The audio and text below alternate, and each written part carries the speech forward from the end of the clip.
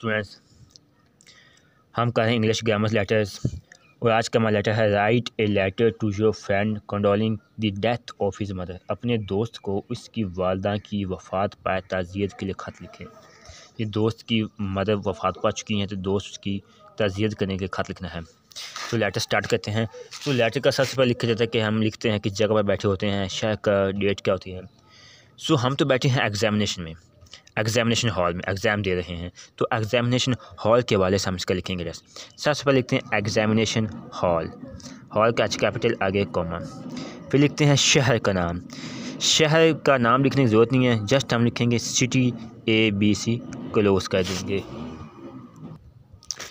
आगे लिखेंगे date. Date लिखने का तरीका ये है कि अप्रैल स्टॉप 3 तारीख 2023 3 तारीख comma stop.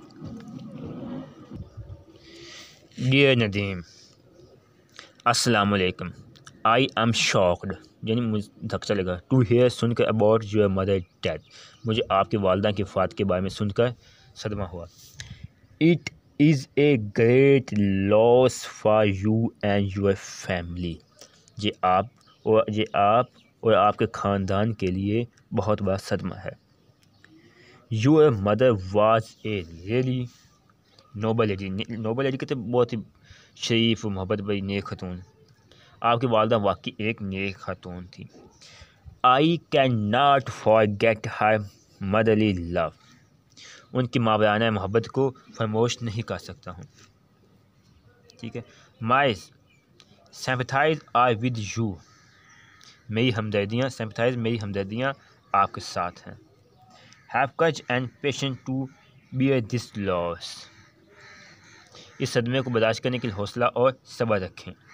May her so rest in heaven, खुदा के उनकी हमेशा के लिए जन्नत में रहे, हेवन में रहे। ठीक है। अब लेटर को हम कहते हैं क्लोज। आगे हम लिखते हैं यूर सिंसियरली, जिन्हें आपका मुखलिस। हमें सिर्फ XYZ, मतलब हमें यहाँ पर नाम, हम एग्जामिनेशन हॉल में बैठे हैं, हमें सिर्फ अपना नाम और रोल नंबर वगैरह लिखने की ज़रूरत नहीं है, तो हम जस्ट XYZ लिखेंगे एग्जामिनेशन में। लेटर इख्तिताम पर लिखा जाता है कि कौन खत लिख रहा है, वो अपना नाम वगैरह लिखा होता है, क्योंकि हम बैठे हैं एग्जामिनेशन हॉल में, जस्ट हम XYZ लिखेंगे।